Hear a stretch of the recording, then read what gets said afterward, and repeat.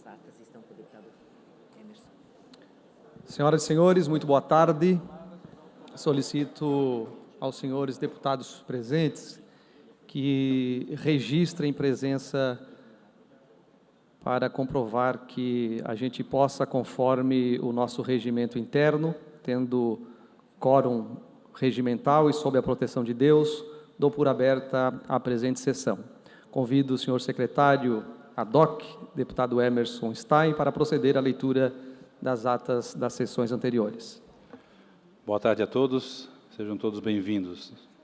Ata da 38ª sessão ordinária da primeira sessão legislativa da 20ª legislatura da Assembleia Legislativa do Estado de Santa Catarina, realizada em 10 de maio de 2023, na presidência dos deputados Mauro Nadal, Padre Pedro, delegado Egídio, secretária, deputada Luciane Carminati, ad hoc, deputado delegado Egídio. Às 14 horas do dia 10 de maio de 2023, nessa cidade de Florianópolis, capital do Estado de Santa Catarina, reuniu-se a Assembleia Legislativa em sessão ordinária. Havendo quórum regimental, o senhor presidente declarou abertos os trabalhos e convidou a senhora deputada Luciana Carminati para proceder, como secretária ad hoc, à leitura da ata da sessão anterior, que, em consonância com o inciso 1º do artigo 106 do Regimento Interno, o senhor presidente deu-a por aprovada. Expediente. O senhor presidente comunicou que foi distribuído eletronicamente. Breves comunicações. Fizeram uso da palavra a senhora deputada Luciana Carminati e os senhores deputados Carlos Humberto, Sargento Lima, Tiago Zilli e Fabiano da Luz. No grande expediente, neste horário destinado aos partidos políticos, fizeram uso da palavra os senhores deputados Neudi Sareta, Bloco Democracia, Inclusão Social e Igualdade, PT, PDT, deputado Marquito, do PSOL, Ivan Nates, do PL, Emerson Stein, Bloco Social Democrático, MDB, PSDB, e Napoleão Bernardes, do Bloco PSD, PTB. Ato contínuo, o senhor presidente suspendeu a sessão até às 16 horas.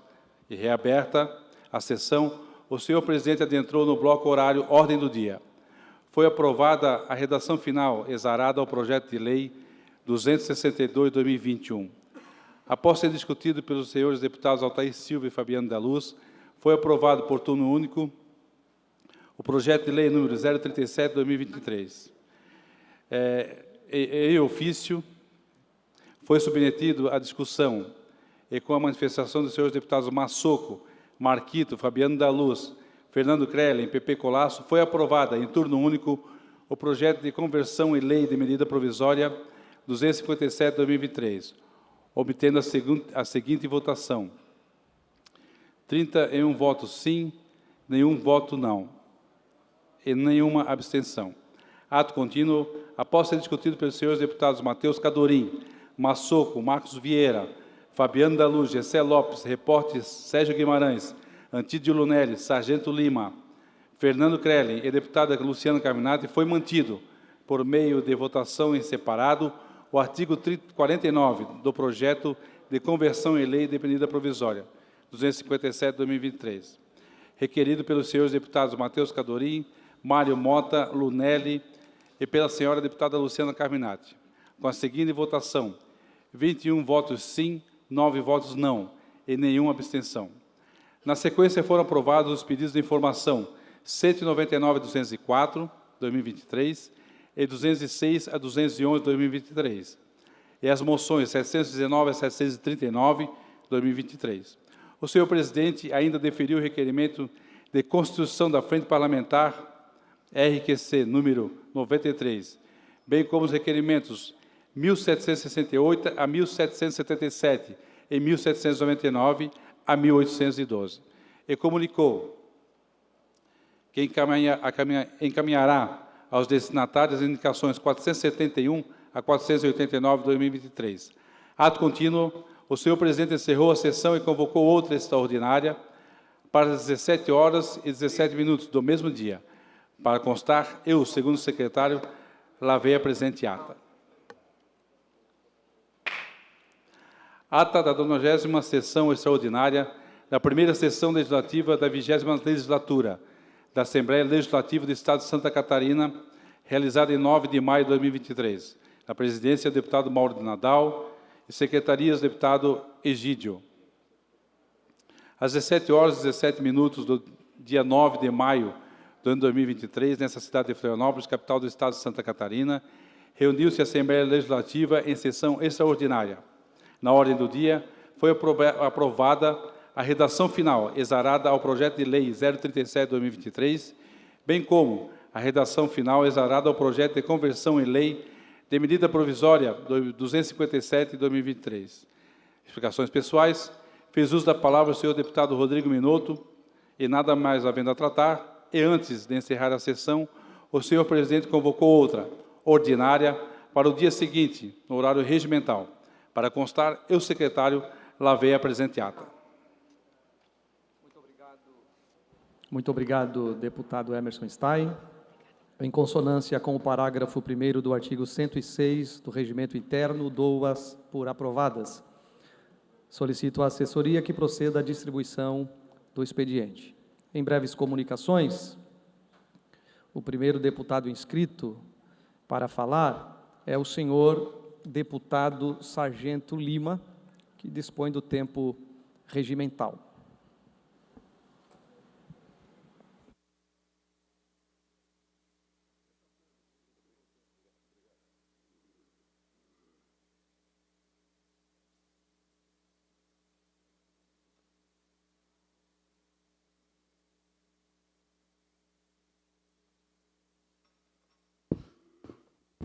Muito boa tarde, presidente. Muito boa tarde, senhores deputados, todos aqueles que nos acompanham pela TVAL e também aqueles que nos acompanham aqui nas galerias da Assembleia Legislativa do Estado de Santa Catarina.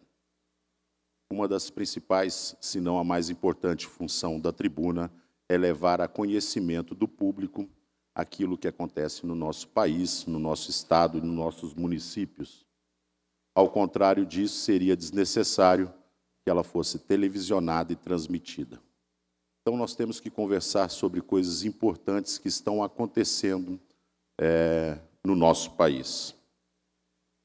Eu me dei ao trabalho de trazer um videozinho mostrando o maravilhoso, e eu vou antecipadamente dizer, o trabalho de ouro que é exercido pelo sistema SESC-SENAC. Gostaria de colocar esse vídeo, por gentileza, é um vídeo curto. No balanço, evidenciamos todo o impacto social deste trabalho. A mobilização de redes solidárias, as ações de cidadania para o desenvolvimento de comunidades, os projetos de inclusão e sustentabilidade ambiental e a ampliação do acesso às ações educativas por meio de bolsas de estudo. O documento detalha ainda as oportunidades de aprendizagem, o estímulo à leitura, a democratização do esporte, a promoção de hábitos saudáveis, a valorização da cultura, o estímulo ao brincar, ao lazer ativo e o fomento ao turismo. Bom, é um vídeo curto, porém ele é muito dinâmico, então eu recomendo que as pessoas em casa assistam ele de forma pausada e ver esses números. São números incríveis oferecidos pelo sistema SESC-SENAC, não só aqui no estado de Santa Catarina, mas em todo o território nacional. Acontece, senhores, que existia uma medida provisória de número 100.1147. Essa medida provisória, no seu trâmite, dentro da Câmara de Deputados Federais, teve como relator desta medida provisória o deputado federal José de Alencar, se não me falha a memória dele, José Guimarães, do PT do Ceará. José Guimarães, do PT do Ceará. Só para reavivar a memória de vocês, eu estou aqui com uma impressão da revista Valor, de uma revista digital, que no ano de 2005, na época da descoberta do mensalão, o chefe de gabinete de José Guimarães, que se chamava José Alberto Vieira, foi preso no embarque do aeroporto de Congonhas, em São Paulo, com $100 mil escondidos na cueca quando tentava um voo com destino à Fortaleza. Então, todo mundo lembrou de quem se trata o seu José Guimarães. Esse foi o relator da MP, da medida provisória, número 1147. E ela restou aprovada naquela casa com, se não me falha a memória, mais de 50 emendas e alterações. E, inclusive, com alterações feitas pelo próprio relator, que foi o José Guimarães. Esse aí, para quem não se lembra dele, eu reaviver a memória dos brasileiros. Quando ela aportou no Senado, ela passou por uma conversão, um projeto de lei de conversão. E ela está em trâmite, e recebeu o número de protocolo de número 09, o que destaca também que foi um dos primeiros protocolos do ano de 2023. E eu quero fazer menção aqui, deputado Massoco, ao artigo 11 e 12, que já saiu aprovado pelo relator da Câmara Federal e agora aporta no Senado. Trata-se da retirada de 5% dos recursos esses que são oriundos das contribuições sociais de empresas do setor terceirizado, ou seja, não se trata de dinheiro público para serem investidos na Embratur. Bem simples o trâmite, é de fácil entendimento. Existe uma situação já pacificada pelo STF, decisão que já foi pacificada, deputado Cadorim, de que se trata de matéria inconstitucional, porque são recursos privados, recursos oriundos da contribuição social do setor terciário. E essas entidades, caros deputados, elas possuem autonomia para trabalhar com seus recursos. Ou seja, o governo federal está colocando a mão lá em recursos que são privados e querendo trabalhar com eles, 5% desses valores. Esse desgoverno federal ele tem o toque de Midas ao contrário. Por isso que eu falei que o serviço feito pelo SESC-Senac é ouro. E como ele tem o toque de Midas ao contrário, tudo que ele toca que estava bom consegue piorar. Nós sofreremos um impacto aqui no estado de Santa Catarina. Eu gostaria de ler alguns números do que significa, se aprovada for, esse PLV, que é um projeto de conversão, no Senado Federal, de forma bem pausada para que todos entendam. Se aprovado for, nós sofreremos esse impacto aqui no estado de Santa Catarina. E eu chamo de número de prejuízos à população. As perdas de 5% para o serviço social no Brasil, proporcionado pelo SESC, representam menos 121 milhões aplicados em atendimentos gratuitos, redução de 2,6 milhões de toneladas de alimentos distribuídos, menos 2,6 de exames clínicos, redução de 37 mil atendimentos em atividades físicas e recreativas, queda de 7,7 mil matrículas na educação básica, menos de 2 mil apresentações culturais com público para 14 milhões de pessoas, o fechamento de 36 unidades, o corte de 1.994 postos de trabalho e o encerramento de atividades em mais de 100 municípios. 101 municípios, para ser bem específico. Eu tenho aqui na minha mão um material impresso, que também vai estar no link dessa publicação nossa, tá? Onde você vai poder acessar o abaixo-assinado Unidos pelo SESC, Unidos pelo SENAC, para mostrar também a sua contrariedade. Por isso que eu disse que a tribuna é uma plataforma onde nós temos que utilizá-la para alertar o cidadão daquilo que está acontecendo no Brasil. Hoje, o governo federal, para enviar recursos para a Embratur, e eu não consegui nem mesmo encontrar, através de pesquisa e minha equipe empenhada ali, o que será feito com esse dinheiro para a Embratur. Simplesmente vão se pegar 5% desse total de valor, que compromete em todo esse atendimento que eu li agora anteriormente, para o brasileiro, desse maravilhoso trabalho feito pelo SESC Senac. Então, você vai acessar ali e vai fazer a sua assinatura digital para um abaixo-assinado, nos ajudando, tá? Para que o Senado abra os olhos para isso, que estão colocando a mão em cima de dinheiro, mais uma vez, do dinheiro privado. Dinheiro que é oriundo de contribuições, né, do serviço social. Cada empresa ela faz essa contribuição. Dito isso, eu fico me questionando que essa é somente mais uma das barbáries que nós estamos encontrando pela frente, em decorrência do péssimo trabalho feito por esse desgoverno federal. Mais uma vez a mão vai no bolso daquele que mais precisa. E não contente em colocar na mão no bolso do que mais precisa, agora coloca-se também a mão no bolso daquele que emprega o que mais precisa. E desestimula um trabalho social maravilhoso feito por essas empresas. Maravilhoso. Um trabalho reconhecido aqui dentro de Santa Catarina. Então, você que é pai de aluno, que usam desses serviços, você tem a obrigação moral de entrar lá e deixar a sua contribuição, a sua assinatura, para que possamos fazer com que a voz do catarinense seja ouvida no Senado, que a gente possa falar o que nós queremos, que seja subtraído esse artigo 11 e 12, que já é pacificado pelo STF, tido como inconstitucional. Muito obrigado. Muito obrigado, deputado Sargento Lima. Em nome dessa presidência, nós queremos cumprimentar todas as trabalhadoras e trabalhadores do sistema penitenciário e também educativo, dizer que as senhoras e os senhores são muito bem-vindos nesse local, na Casa do Povo.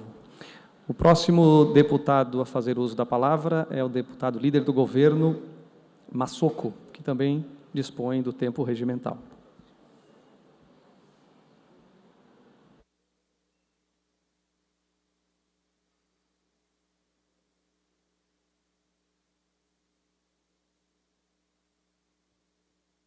Senhor presidente,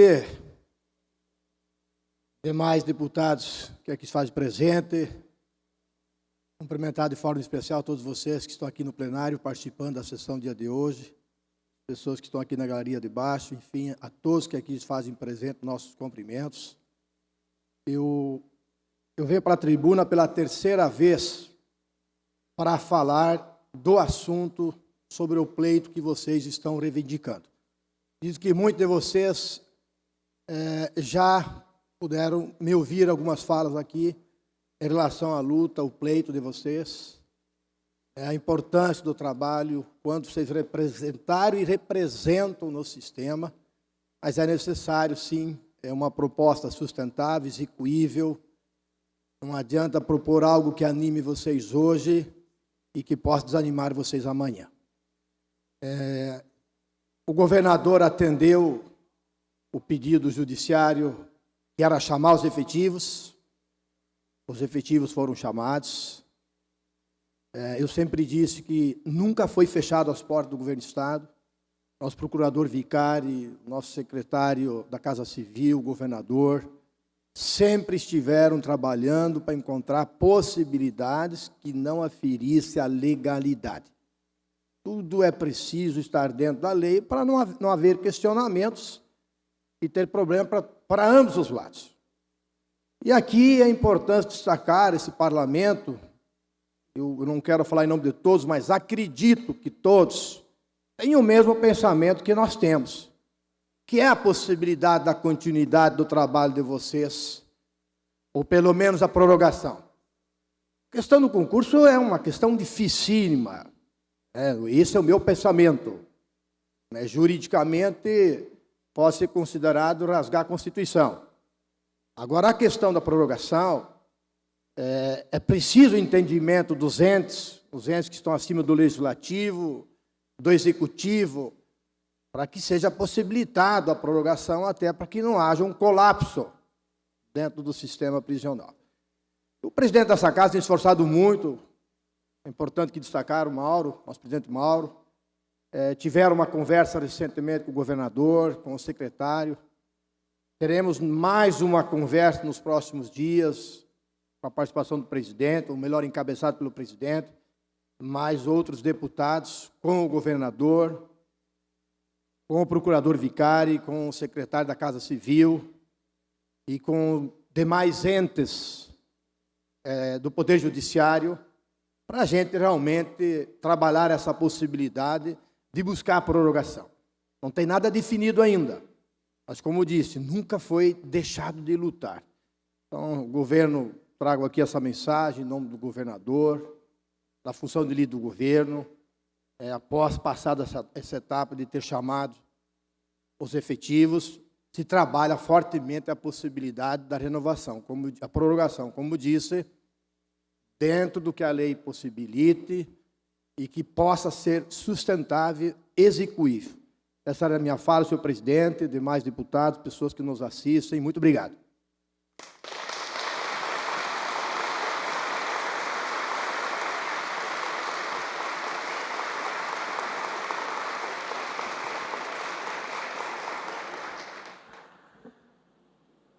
Ainda em breves comunicações, o próximo deputado inscrito é o deputado Antídio Lunelli, que dispõe também do tempo regimental de até 10 minutos.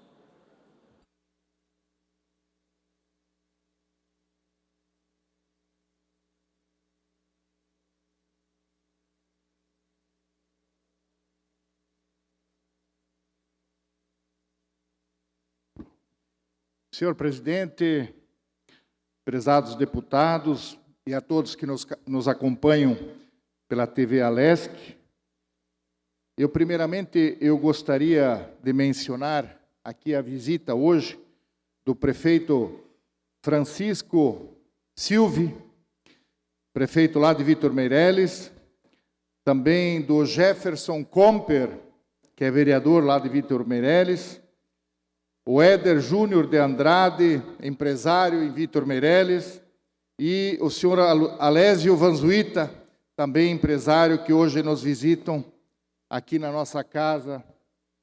Sejam todos bem-vindos. Bem, ontem, representando esta casa e na condição de presidente da Comissão de Transportes e Desenvolvimento Urbano, eu participei de uma reunião da Fiesc para a apresentação de um levantamento sobre os custos logísticos da indústria catarinense. Este é um assunto que muito me preocupa, porque a falta da infraestrutura diminui a competitividade das nossas empresas. A precariedade das nossas estradas aumentam demasiadamente os custos para o consumidor, comprometendo seriamente o desenvolvimento econômico e traz riscos para milhares e milhares de motoristas todos os dias. Um dado que eu considero alarmante é que o custo do transporte da indústria aumentou em 75% de 2017 para 2022. O custo passou de 0,04 por real faturado para 0,07. Apesar da elevação, o custo logístico global da indústria por real faturado é de 0,11, valor menor do que em 2017, quando era 0,14. Esta redução é explicada pelo aumento da eficiência das nossas empresas no seu gerenciamento de estoques. A indústria está fazendo o dever de casa e investindo na melhoria interna da gestão de estoques. Contudo, a parcela que mais pesa na composição total dos custos logísticos é o transporte, que representa 63,6% do total. E é aí justamente que nós entramos como representantes da população. Desculpem, nobres deputados, mas a precariedade da infraestrutura que enfrentamos em Santa Catarina e no Brasil é atestado da falta de competência dos gestores públicos. Falta de competência e, em alguns casos, falta de comprometimento e seriedade também. Alguns pontos das nossas rodovias estaduais e federais estão a ponto de colapsar. Eu espero que coloquem no telão um trecho da apresentação feita ontem pelo presidente da Fiesc, Mário César de Aguiar, revelando a situação das BRs 470 e 280.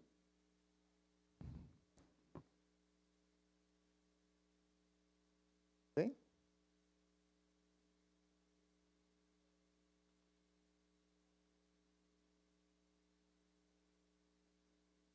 Não está abrindo?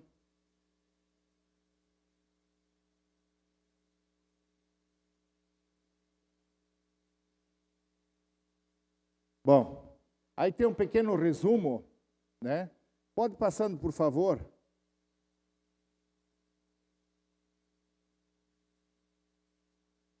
Eu não consigo ver bem daqui, mas vamos lá, vamos ao final então. Ali mostra o atraso, por exemplo, de cada rodovia do período que deveria ser concretizado, né? E até hoje não foi. Próximo, por favor. No período de 2013 a 2022 foram previstos 10,3 bilhões na lei orçamentária anual para as obras federais da infraestrutura e transporte em Santa Catarina, dos quais foram efetivamente pagos 5,3 bilhões, representando 51% do total. Próximo, por favor.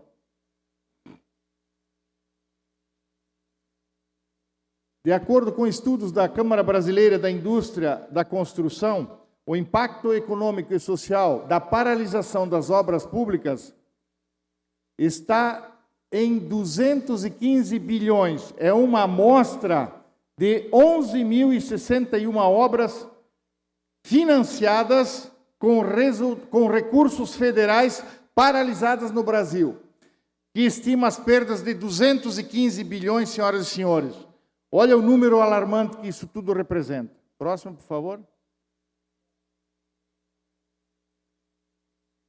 Caso de saúde pública das rodovias federais catarinenses. De 2011 a 2022, 49.700 acidentes, 5.400 mortes, 26,1 bilhões de custos.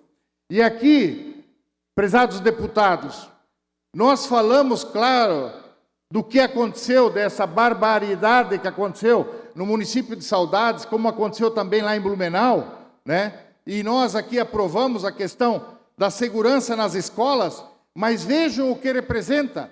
Isso aqui está caindo numa forma que está se vendo como normal.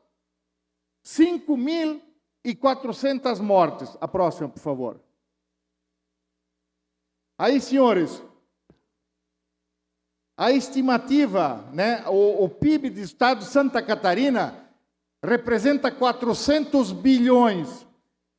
Com a redução do transporte de só 0,01, isso nós estamos falando de 4 bilhões por ano. Obrigado. É realmente revoltante este padrão que temos nas obras públicas. Atraso na entrega, corte do orçamento prometido e custo multiplicado. Como mostra o levantamento, e temos que guardar estes dados, a redução de 1 centavo no custo logístico catarinense representaria uma economia de 4 bilhões por ano, considerando o PIB do Estado, que é estimado em 400 bilhões, que são os dados do ano de 2021. Hoje, o governo federal publicou uma portaria com reforço de 224 milhões para a duplicação da BR-280 entre São Francisco do Sul e Jaraguá do Sul. A obra contava com reserva de apenas 48 milhões no orçamento para este ano. Este pedido foi feito aqui na Assembleia Legislativa ao DENIT. Hoje também foi publicada uma portaria dobrando a previsão de recursos para a duplicação da BR-470 E com isso são 220 milhões reservados para o ano. Por favor, deputado Cadorim. Deputado, primeiro, parabéns, suas falas são sempre muito instrutivas, cheias de dados, números. É importante a gente trazer dados e estudos para que a gente possa elaborar nossas proposições aqui. Com relação à condição colapsada praticamente das nossas rodovias, é um absurdo mesmo um Estado que produz tanto, entrega tanto para Brasília, tem tão pouco de retorno. Isso já é fato há décadas que acontece, e aí vou pegar o exemplo agora da 280 que o senhor citou, 200 e poucos milhões, como diz o outro, não tapa nem o buraco do dente. E quanto mais, depois que nós temos ali um trecho que chove bastante e que vai ter um fluxo pesadíssimo de caminhões, já há uma perspectiva de mais 1.300 veículos por mês, a partir do segundo semestre desse ano, trafegando nesse trecho, e a manutenção disso como é que fica depois? Porque pode ser feita a duplicação, esse dinheiro não é suficiente. Ainda tem o canal do Linguado, como é que vai fazer a transposição? Vai precisar de ponte? Tem ponte para ferrovia e tudo mais? Esse dinheiro não é suficiente. E depois, quem é que faz a manutenção disso? A gente vê a 470, como é que está, e todas essas outras estruturas. Eu tenho falado aqui, levantado essa questão, nós precisamos efetivamente pensar em alternativas, como, por exemplo, a estadualização desses trechos específicos, por exemplo, trecho 1 da BR-280, do Porto de São Chico até a BR, para que a gente possa conceder para a iniciativa privada. Não tem mais como esperar mais 50, 100 anos para que a gente possa ver essa obra efetivamente finalizada. Obrigado. Obrigado, nobre deputado. Senhor presidente, por favor, pediria mais um tempo para o senhor. Concedo mais o tempo necessário para o aparte e depois mais um minuto para a sua conclusão. Ok. Obrigado, deputado Antídio Lunelli. Parabéns mais uma vez pela sua exposição referente às BRs no estado de Santa Catarina, BR-470, 280, que a 470 se arrasta por anos e anos e os recursos não aparecem. E mais uma vez agora a gente vê que o mínimo vai ser investido em Santa Catarina, como falou o deputado Cadorim, e que a gente manda tanto para Brasília e retorna tão pouco para Santa Catarina. Mas também não podemos esquecer da BR-101, que está colapsada, e você está falando aí na federação da Fiesc, dessa apresentação, e eles têm também da BR-101, que a gente vai ter que cobrar, sim, do governo federal, desse governo que agora vai investir 3 bilhões no fundo lá, que é o orçamento secreto na saúde. Então, você falou agora, é saúde, que as pessoas estão perdendo vida e ficando paralíticas e estando no hospital direto, e seja investimento na BR, para que a gente tire dos hospitais essas pessoas. É investimento em saúde também. Então, que a gente priorize as BRs e também a BR-101, que a gente vai ter aí no mês de junho, Navegantes, uma audiência pública para tratar desse assunto. Obrigado. Obrigado, deputado Emerson. São notícias boas, mas nós temos que acompanhar, cobrar e fiscalizar, porque já vimos este filme. É matemática, gente. Temos que ter investimento em infraestrutura, temos que melhorar a nossa competitividade e não podemos mais admitir a situação atual. E, deputados, quando a gente pensa em rodovias estaduais, a situação não é muito diferente, não. Na SC-108, o motorista tem que escolher o buraco que vai cair. E assim a gente vê rodovias em todo o estado de Santa Catarina. Eu teria mais a colocar, mas eu já vou para o final, dizendo de que nós vamos a Brasília... Eu vou, pela relevância do assunto, eu vou conceder mais um minuto para o deputado Lunelli. Ok, obrigado. As rodovias representam 69% da matriz de transporte catarinense. É necessário um movimento organizado em prol de recursos e na busca de uma gestão eficiente para dar andamento às obras de duplicação e de recuperação da malha rodoviária catarinense.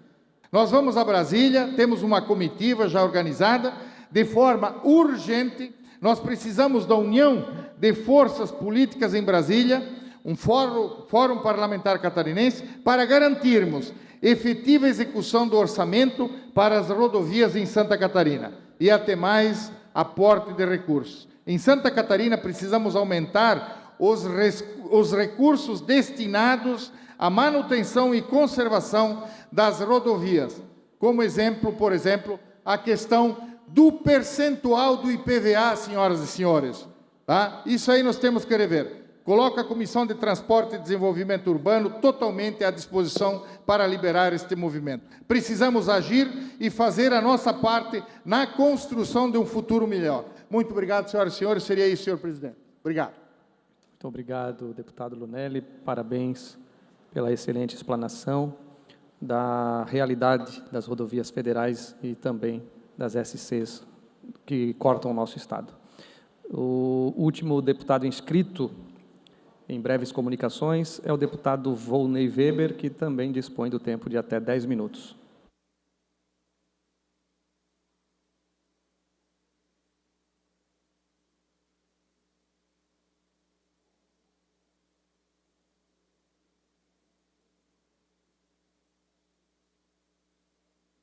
Muito bem, senhor presidente, boa tarde aos deputados. Quero também aqui parabenizar os nossos ACTs que estão aqui nesta tarde de hoje, né, que vêm de forma muito humilde, muito pacífica, que reivindicaram os seus direitos. Tenho conversado um pouco com o deputado Tiago, meu colega de bancada do nosso Sul, e temos falado um pouquinho sobre a PEC. A PEC, nós assinamos a PEC, a proposta. Há quem diga que é inconstitucional, né, deputado Tiago? Pode até ser inconstitucional, não sei. Mas uma coisa é certa e nós somos sabedores. Nós temos um problema a ser resolvido. O problema está instalado e ele tem que ser resolvido. Tem que ter caminho. Ou uma linha de transição, ou enfim, o problema é que tem que ser resolvido. Não podemos criar aí um colapso e prejudicar pessoas, prejudicar os catarinenses. Então, quero parabenizar pela presença de vocês, de forma assim sempre muito persistente. E eu sempre tenho uma coisa que eu acredito, é na persistência, na determinação, de forma disciplinada, que a gente encontra os grandes recursos, principalmente com Deus à frente do caminho. Então, parabéns para todos.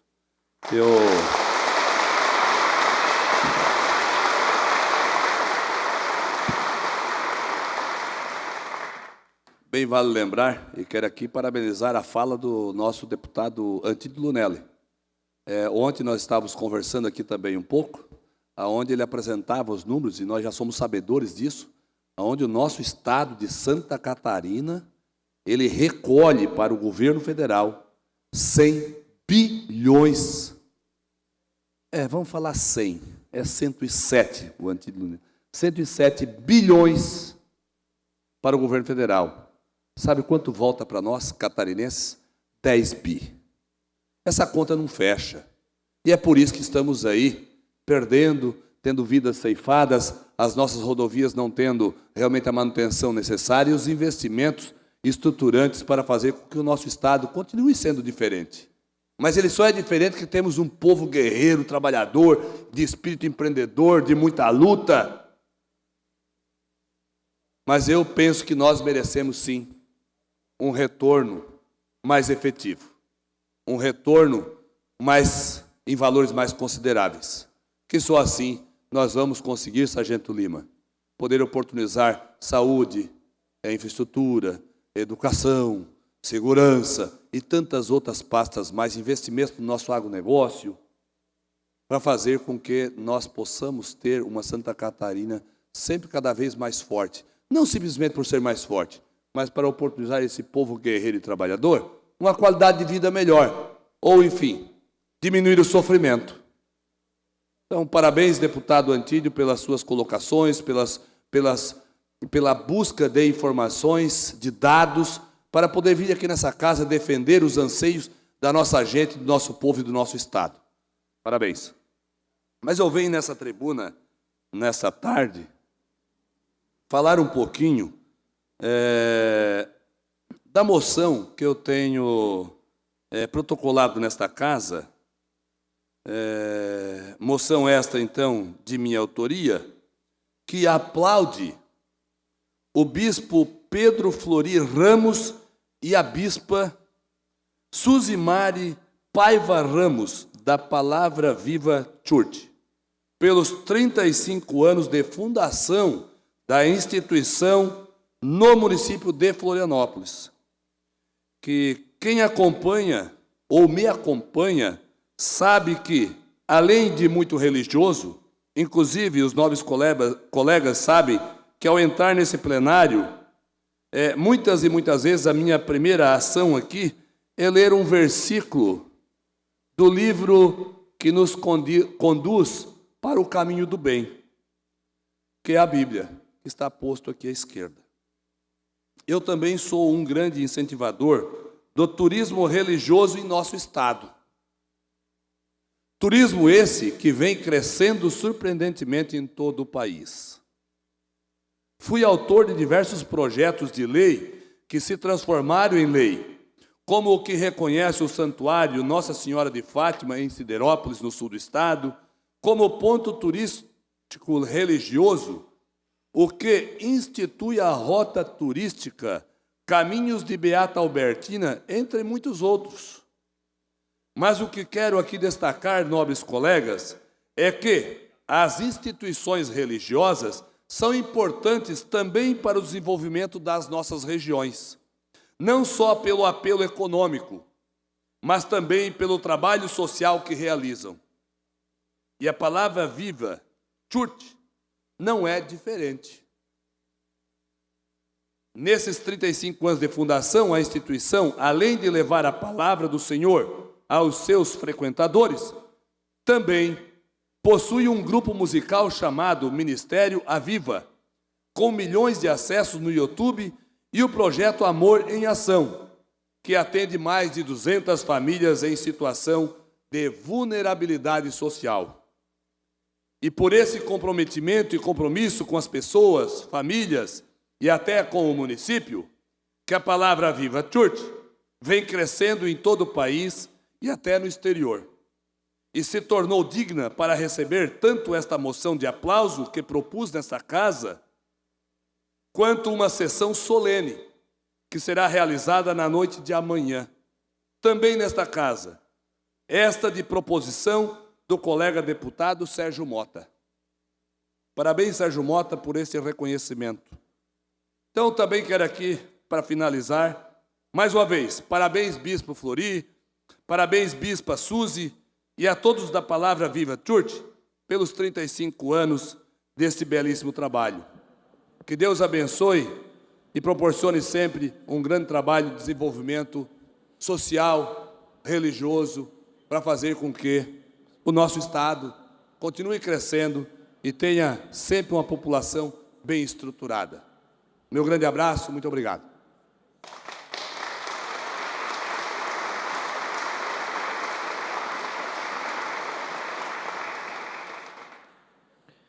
No horário destinado aos partidos políticos, o primeiro horário é do bloco Podemos, Republicanos e Novo.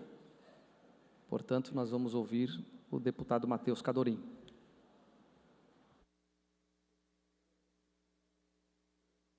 Obrigado, senhor presidente.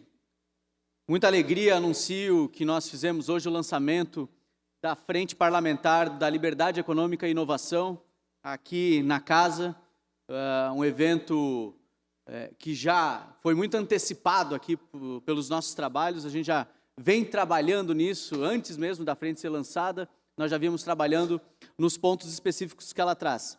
E para exemplificar aqui, agradecendo todos que assinaram e a todos que estiveram presentes, o deputado Napoleão é um deles, eu queria exemplificar aqui para os senhores e senhoras o que vai ser tratado nessa frente parlamentar.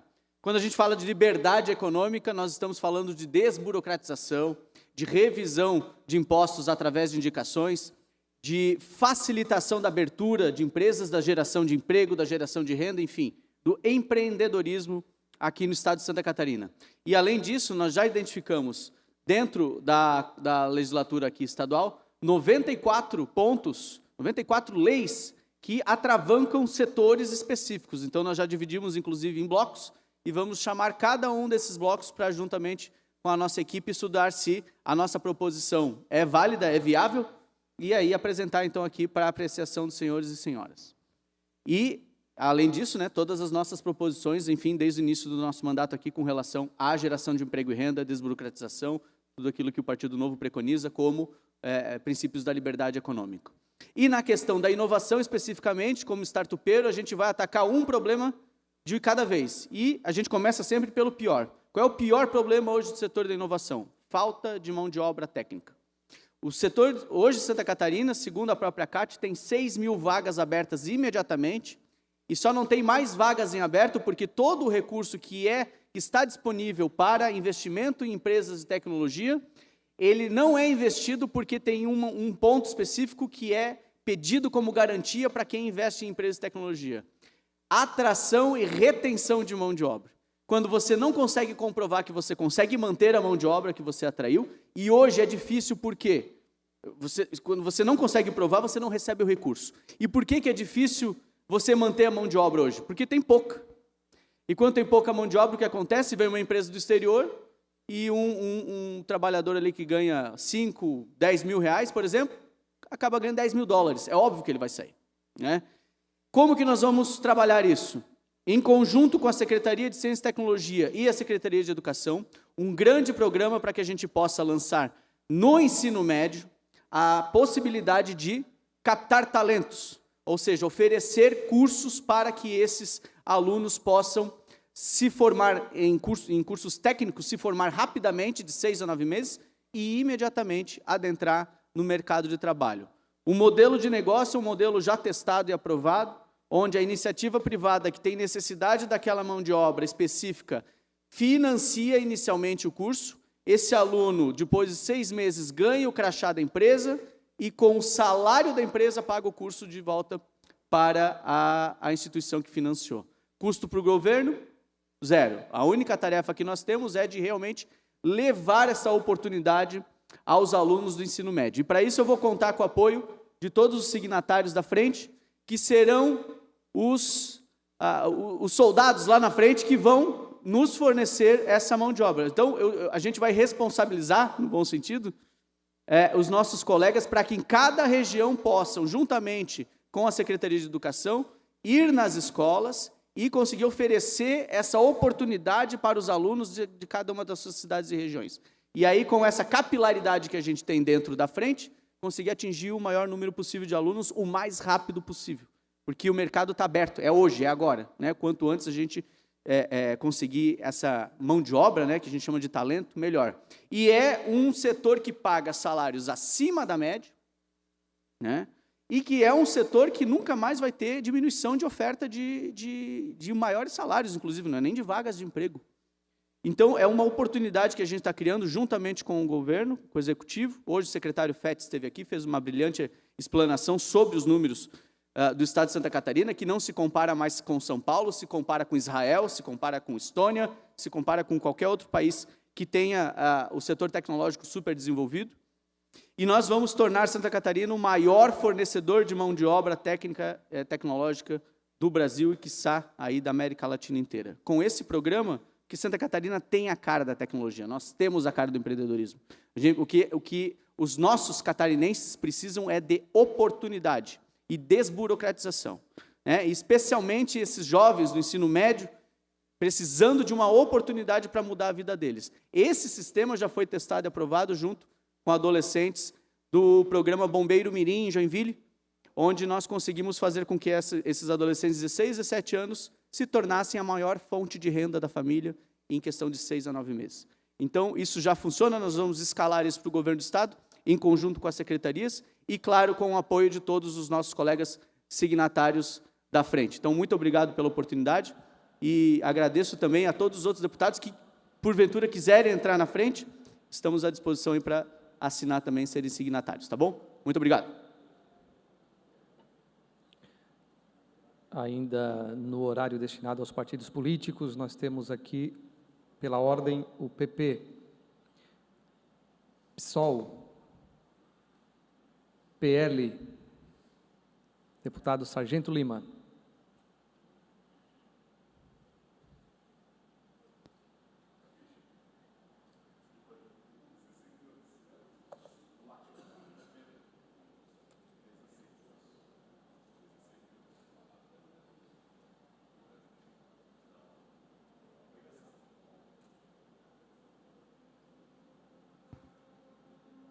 I read a dream.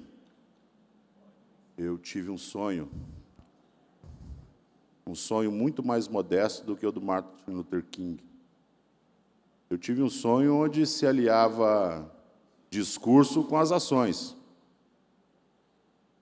Esse era o sonho que eu tinha, onde todos aliavam o seu discurso com aquilo que faz. Seria um mundo perfeito. Eu acredito que nós moraríamos hoje no Éden, seria a nossa terra aqui, Bispo Sérgio Mota, se todos fizessem isso, aliassem aquilo que fala com o que faz. Eu amo ouvir aqui nessa tribuna aquilo que nós estamos pregando há 6 anos, o que a direita Santa Catarina, o que o liberalismo econômico prega há mais de 6 anos, e que trata-se do Pacto Federativo, da melhor distribuição dos recursos do governo federal para com os estados. É um discurso doce, até a hora que ele atravessa a fronteira do estado. É um discurso que também tem que se repensar ele com os municípios. Quero que vocês imaginem se lá na base eleitoral de cada um de nós, deputados, a gente pregasse esse pacto federativo dentro do estado. Tem gente que prefere o conforto da mentira do que a dureza da verdade. Então, ele é um assunto que ele é doloroso, ele é espinhoso, não só quando se trata de governo federal, mas quando se trata de governo estadual. Em tese, seria o presidente falar, você tem seus recursos, Estado, utilize-os. E, em tese, seria o governador virar para o município e falar assim, prefeito, você tem seus recursos, utilize-os. Por que não fez uma boa administração no seu município? Não teve responsabilidade com a coisa pública? Por que não economizou? Por que está gastando mais com folha do que com investimentos? Quando a gente traz isso para dentro de casa, o problema ele fica espinhoso. Mas, voltando lá aos recursos, aos 107 bilhões que são enviados para o governo federal, se só voltam 10, nos sobra ainda perguntar onde que fica esses 97 milhões, é essa a conta? Eu vou falar para vocês aonde fica esses 97 milhões. Uma parte deles, pelo menos. Universidade Federal, óbvio, né? Subsidiada com o governo, com dinheiro nosso. Algum 97 milhões de Santa Catarina deve estar em algum lugar. A Universidade Federal da Brasília recebe toda a conversa com o tema, desculpe as senhoras aqui presentes aqui, educando com o cu. Isso mesmo que vocês ouviram.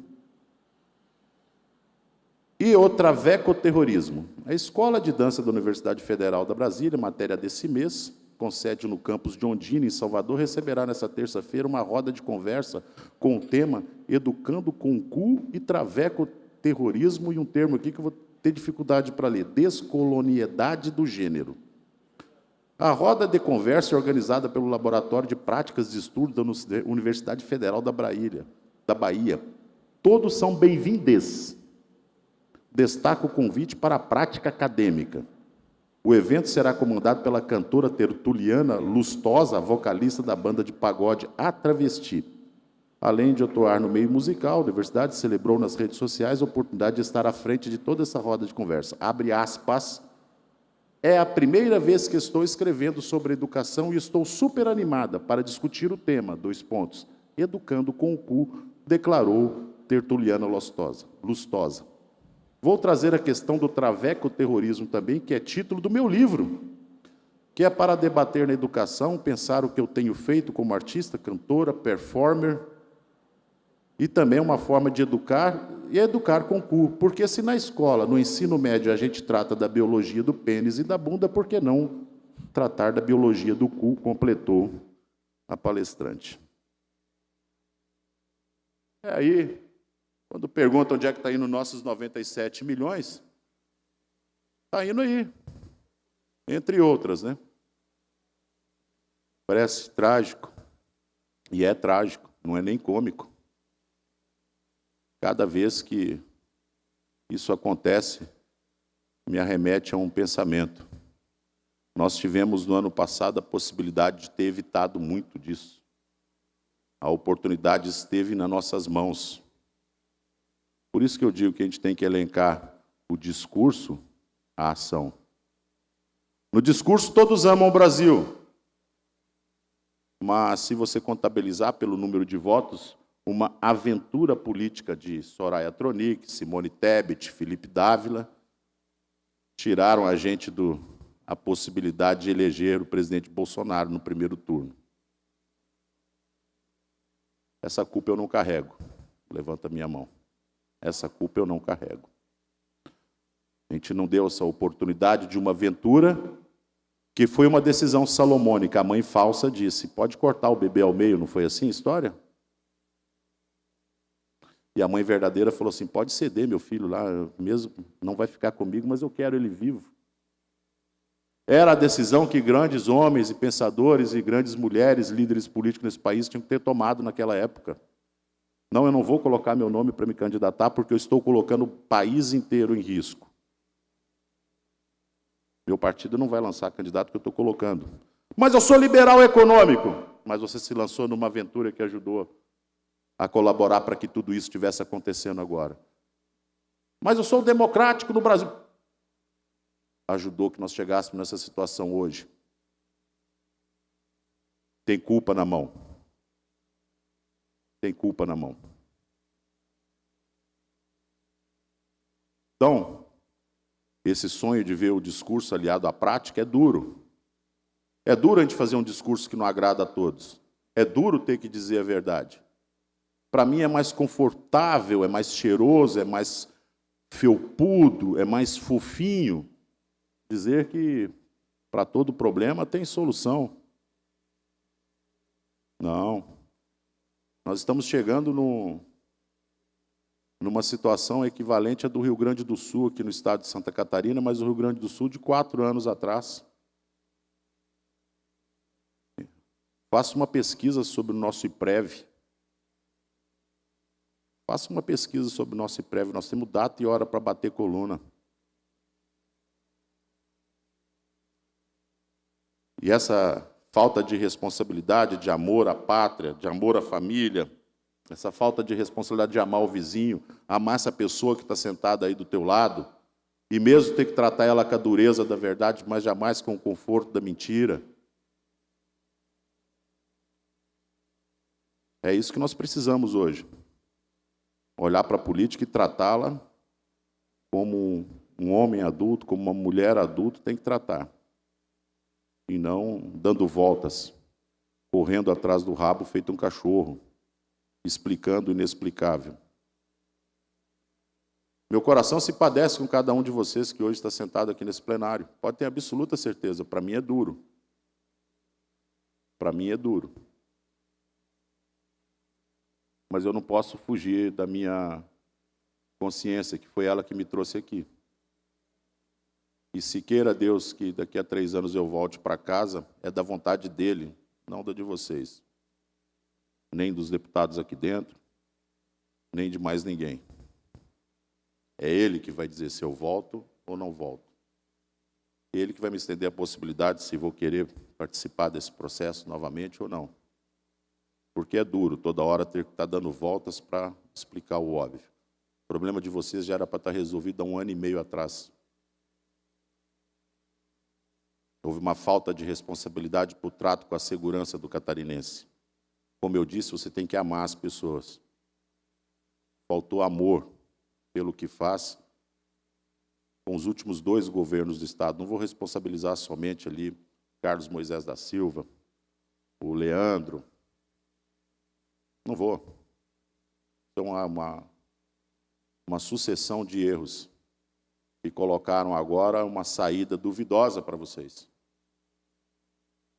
Quem ama não faz isso. Quem ama aquilo que faz não faz isso.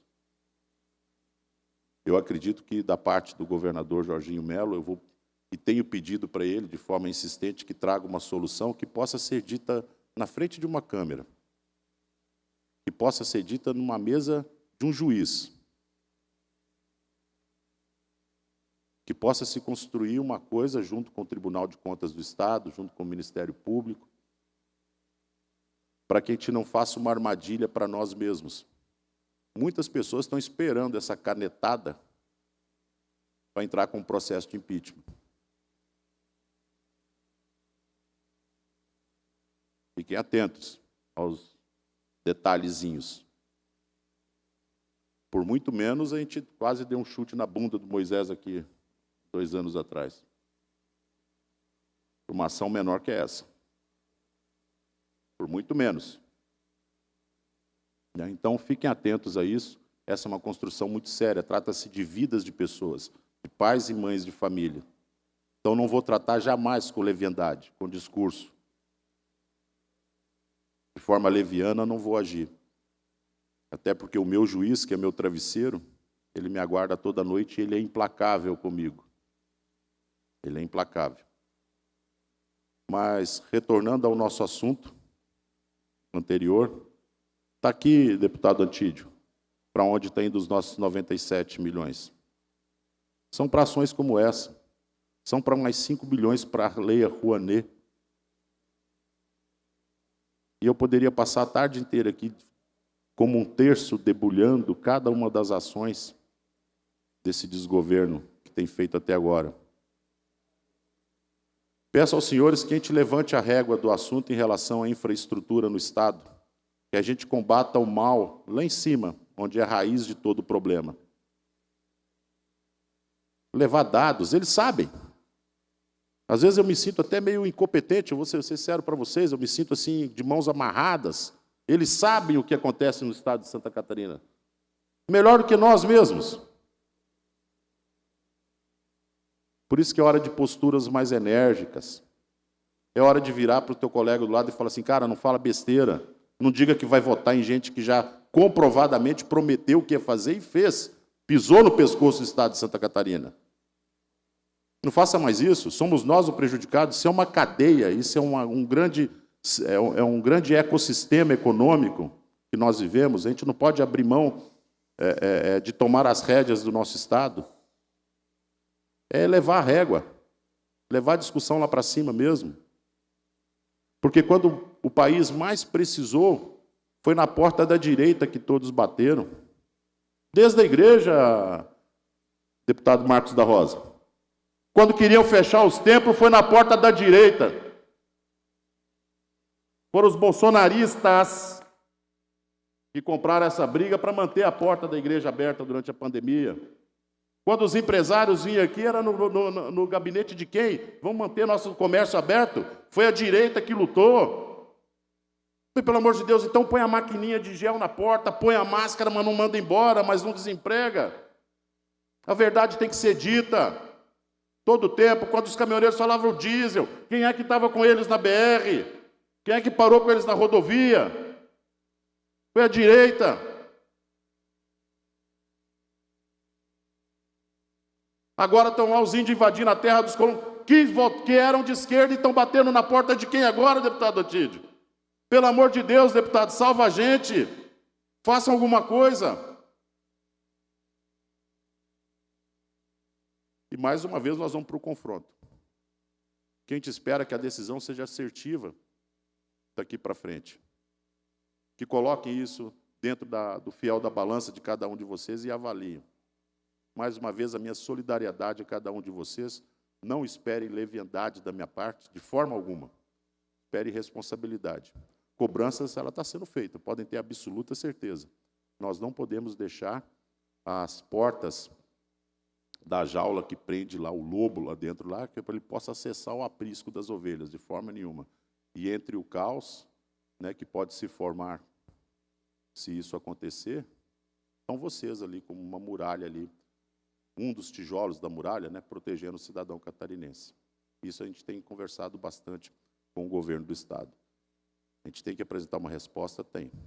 Mas não esperem de mim que eu venha com um conforto felpudo da mentira, mas esperem de mim que eu venha com a dureza da verdade. Tá? Um dos pecados mais sérios, além de blasfemar contra o Espírito Santo, é a mentira. Né? Então a gente tem que trabalhar disso de forma muito séria. Como disse, sou eu mesmo meu próprio juiz. E acima de mim só o Eterno. E Ele que julga se eu volto daqui a 3 anos e meio ou não. Obrigado, gente.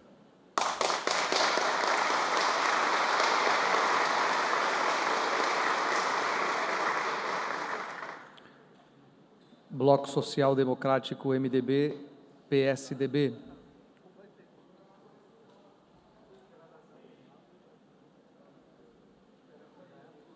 Deputado Emerson Stein.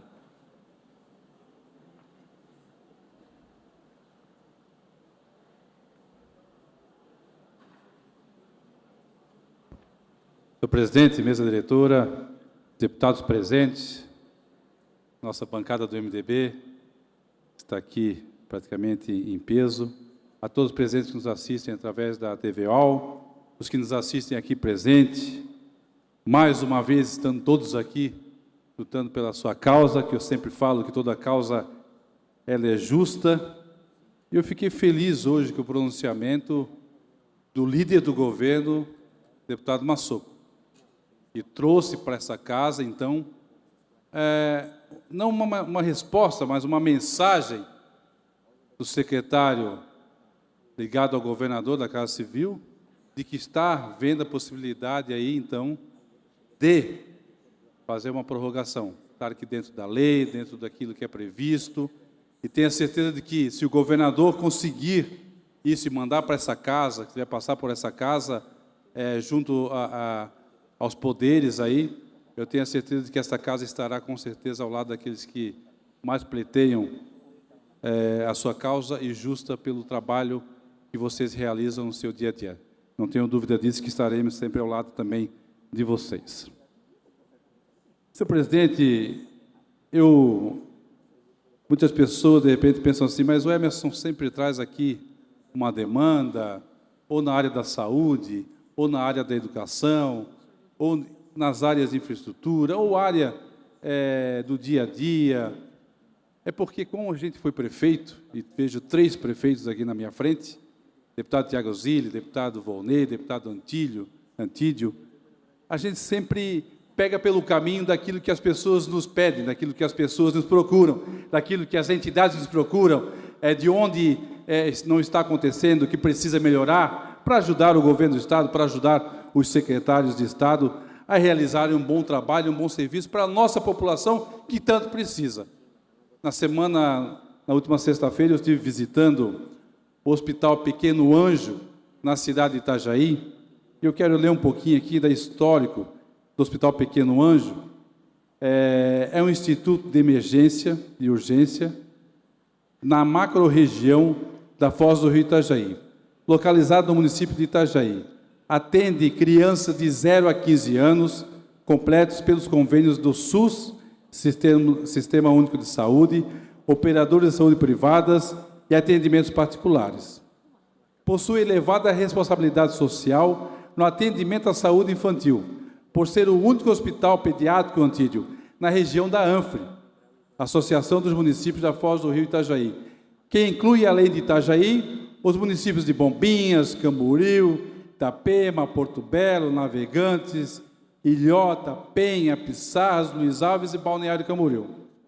O hospital atende ainda pacientes de outras cidades do estado de Santa Catarina, quando precisa de uma UTI neonatal, lá que são atendidos também naquela região, que hospeda na região no período de temporada, totalizando cerca de 60 mil atendimentos anuais em pronto-socorro, além de 1.400 cirurgias e 4.800 internações. O hospital está passando por uma ampliação de um local que existe ali em Itajaí, onde a Prefeitura de Itajaí está investindo no hospital, para buscar uma área administrativa maior para esse hospital. E aí, eles têm um convênio também particulares, são 62 unidades de internação B, atendimento pelo SUS, 6 leitos na sala de observação do pronto-socorro, 8 leitos de unidade de tratamento intensivo, hoje são 10, e mais 4 pelo governo do Estado, sendo 2 isolamentos e 2 salas de cirurgias. Aí conta aqui também os profissionais que tem.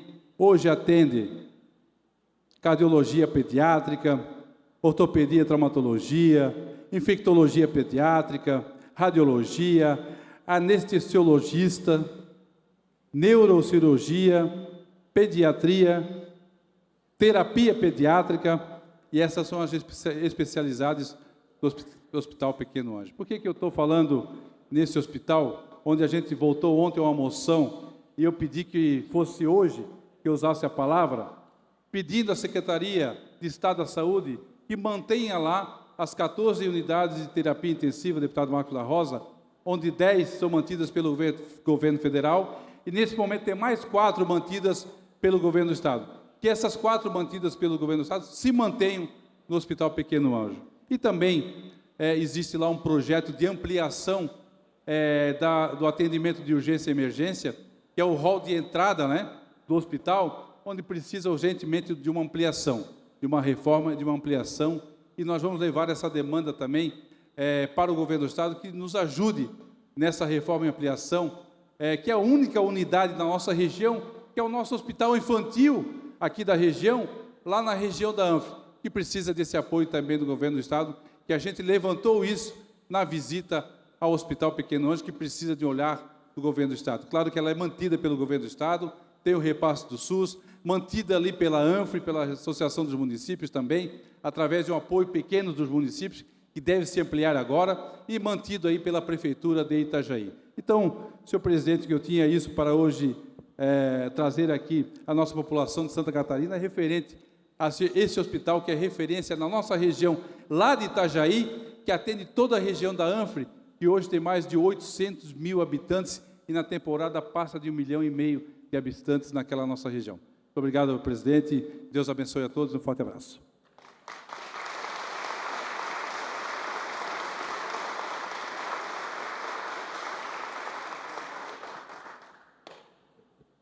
Bloco União, PSDB e PTB.